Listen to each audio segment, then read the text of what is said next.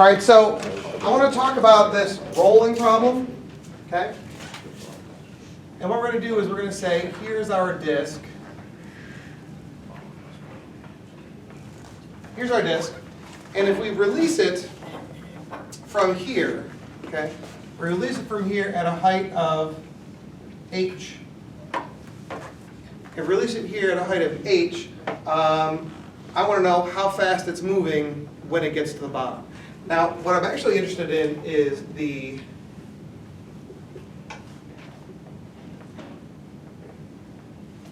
I'm interested in its actual translational speed. Does that make some sense? I'm interested in its translational speed. And so, if we have a disk, one of the things that we're going to need to know is we're probably going to need to know the moment of inertia of the disk.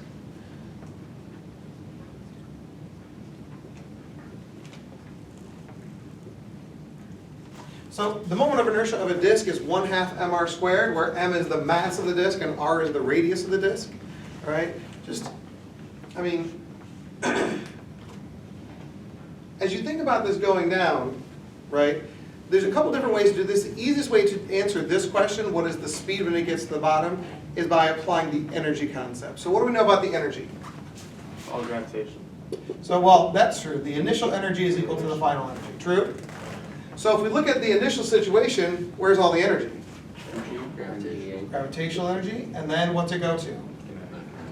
It goes to kinetic energy. But this is actually the important part, right? Because if the object is rolling, it not only has translational kinetic energy, energy like moving forward, but the other thing is also spinning. So we're going to expand our understanding here. Translational kinetic energy, that's the moving forward, plus the rotational. So, we do this. What do we know about gravitational energy? mgh. Translational kinetic energy? 1/2 mv squared. 1/2 mv squared. And what's the general formula for rotational kinetic energy? 1/2 I omega squared. These two are analogous. Obviously the halves are the same. This is the mass, which is a measurement of the linear inertia. This is the I, the measurement of the rotational inertia. This is the linear speed, and this is the rotational speed. So we can see that those two things match. Right now it's hard because these don't look like they're like terms, but there are a couple things we know that we can substitute in here that are going to help us out. The first, if I look up here, I have the moment of inertia. You can see that the I is equal to 1/2 mr squared, but there's one other thing here that's kind of hiding. Is there a relationship between the v and the omega? Yeah. There is, right? We know that the linear speed of the outside of the disk, I'm sorry, that's the linear speed of the center of mass of the disk, is equal to the omega times the r, which is the radius. Okay? Now, I wrote a small r. We're going to write it here with a capital letter R here because that's consistent with what we have here.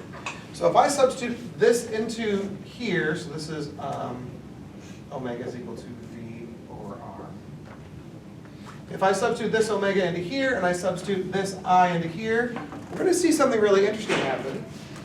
We have mgh is equal to 1/2 mv squared plus, let's do the first half here, then the moment of inertia, which is 1/2 mr squared, and then my omega is V over R.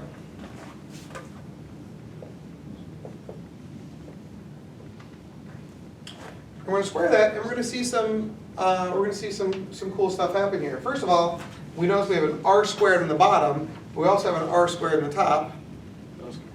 Magically disappear, which is really cool. And so I'm left with an expression. I have 1/2 of a half mv squared. I'm going to transition up here. So I have mgh is equal to this first one plus 1/2 of a half is a quarter.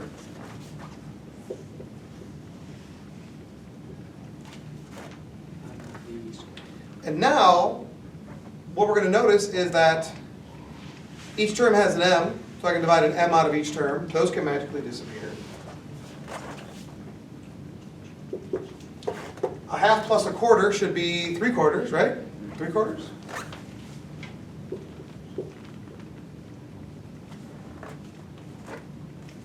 And if I want to solve for v,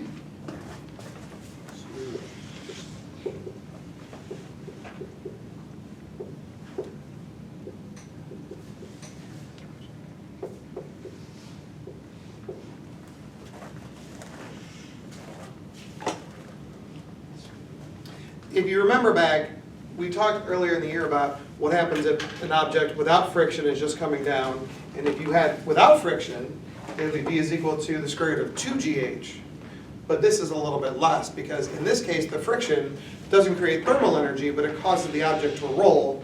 Some of that energy goes out of translational into rotational, which means its translational speed is going to be a little less. But that's cool. Okay.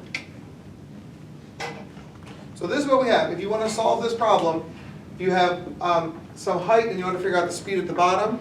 Now, this goes both ways. If you knew your object was rolling this way, and you want to know how high up the hill it would go, you could still use the same energy construct. You would just start with kinetic energy going to gravitational, but you'd still use the same thing. Now, the next question is, can we figure out the acceleration of the disk on the hill? This actually is a little bit more challenging because if I want to put my disk on the hill, here for example, as it's rolling down, there are a couple things pulling and pushing on it. The earth is pulling it straight down, right? The hill itself is pushing it perpendicular to the hill, but there has to be a frictional force also. And so the idea that we need to be able to draw a force diagram for this is paramount to our success. So I'm going to take this, I'm going to blow it up here so we can see the forces better.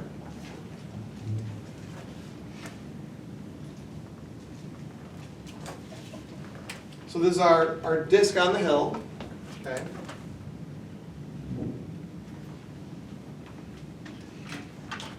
And when I go to draw some forces on it, we know that there's a couple forces. One is the weight. And we know the weight, when we draw the mg, we know that it is applied at the center of mass of the object.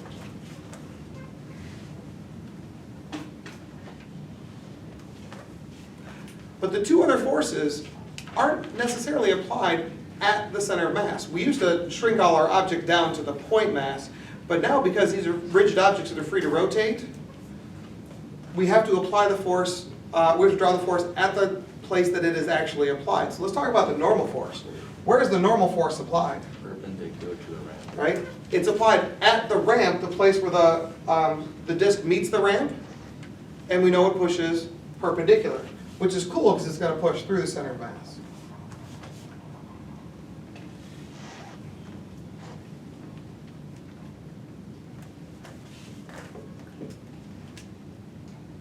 And then there's another force. We got to figure out there's got to be some friction. There's going to be a friction actually applied at the same place, the only place that the disk is actually touching the ramp. But we got to figure out the friction points up the ramp or the friction points down the ramp. That's the hard question. If I think about the idea that if this was a ball up here, or if this was a disk up here, and if there were no friction, what would it do? It would just slide down this way. So it would actually be, as it slides down this way, if we apply the friction, because the motion is down, the frictional force is up. Oftentimes the friction is opposite the direction of motion. So we draw the friction here.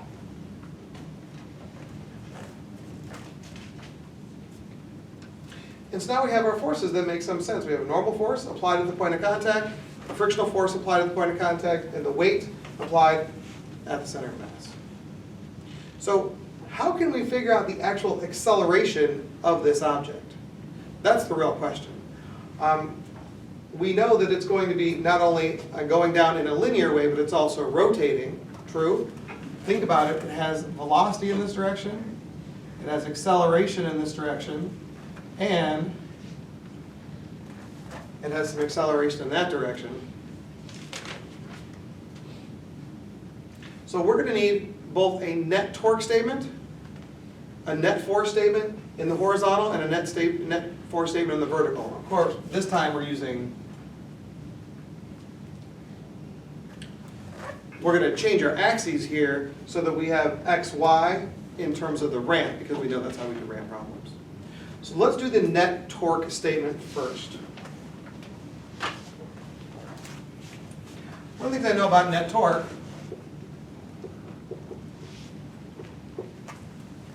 net torque is equal to I alpha. That's consistent with our understanding of net force is equal to mass times acceleration. So net torque is equal to the moment of inertia times the angular acceleration. The real question is, which, if any of these forces actually supplies a torque on the disk? That's the real question. One of the things we know is that to get an individual torque,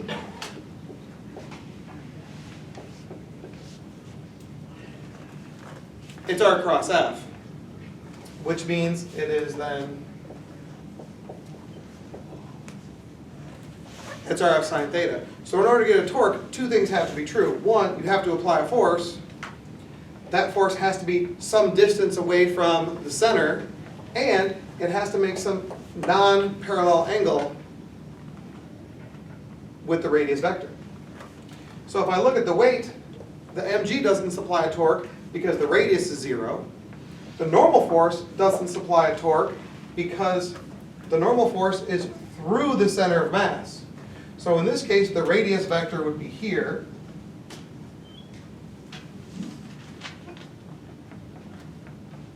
But if you notice, the radius vector and the normal force are actually anti-parallel with each other, like this. So the angle between them is 180 and the sine of 180 is 0, so the normal force doesn't supply a torque.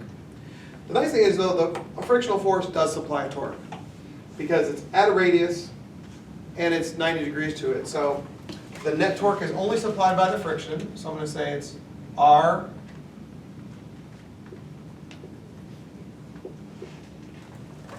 it's R vector cross the F vector. That's fine.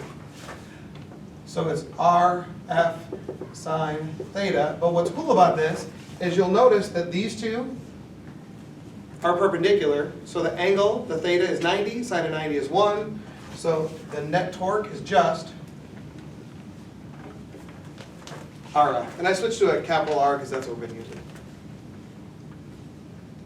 So what I like is that I know my net torque is equal to I alpha. I know my net torque is equal to RF. So I can set these two net torques equal to each other, and I end up with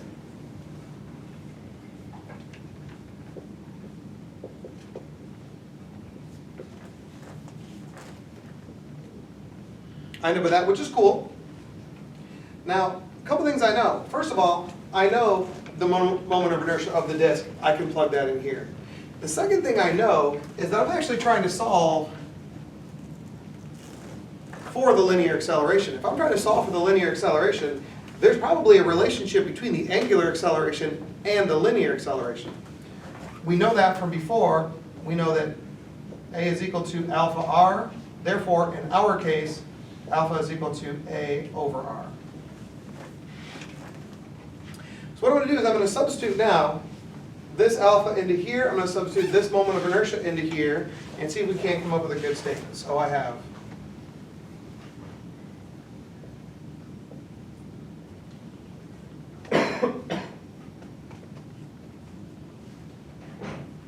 that's the left side, that's this right here.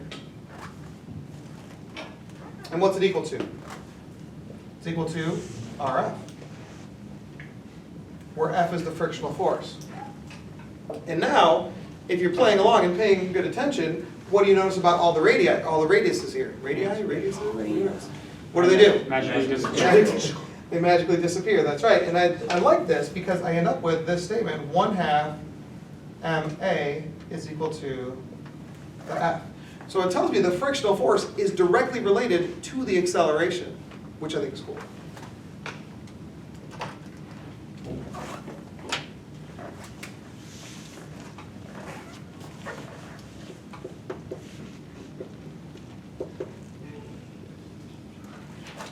So one of the things we know is that as we watch our object accelerate, our x direction is along the ramp. That's the actual direction of acceleration. So I know that the net force in the x direction is equal to the mass times the acceleration. It's Newton's second law, no big whoop. When I look at my force diagram down here, how do we express the net force in the x direction? Well, one thing that's hiding here is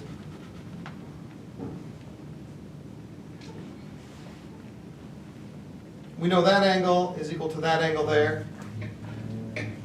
That's something we're familiar with. We know that this is in the down the ramp direction. That one is mg sine theta. So if I go to express my net force in the x direction,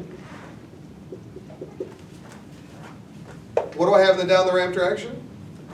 mg sine theta mg sine theta. minus F And there's something opposing it, right? What's in the up the ramp direction? friction. It's the friction. Now, I love this moment because you're like, oh my gosh, look, we already have an expression for friction in terms of the acceleration right here. Do you think we can substitute that in here? And we're totally going to. Okay? So, these are both net force, so the mass times the acceleration. All right, so I set these two equal to each other and got this new statement here. Now I'm going to substitute my frictional force in here.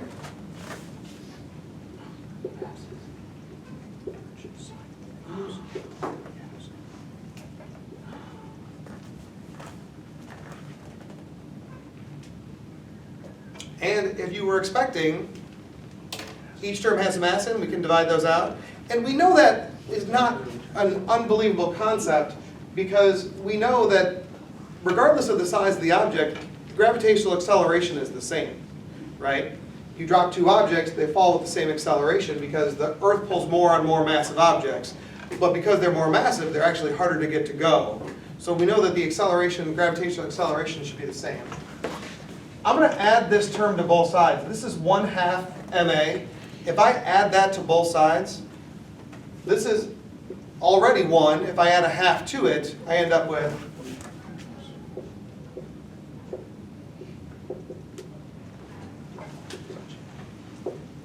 so the m's go away, I end up with 3/2 a is equal to g sine theta. So the acceleration is equal to 2/3. You may remember that when we had an object that wasn't rolling, if we made this ice and it just slid down, the acceleration is equal to just g sine theta. But as soon as you put enough friction on so the object is rolling, we can see that it is 2/3 of the g sine theta. So the acceleration of an object rolling is actually less than an acceleration of an object sliding because of the frictional force. Is that cool? I think that's it.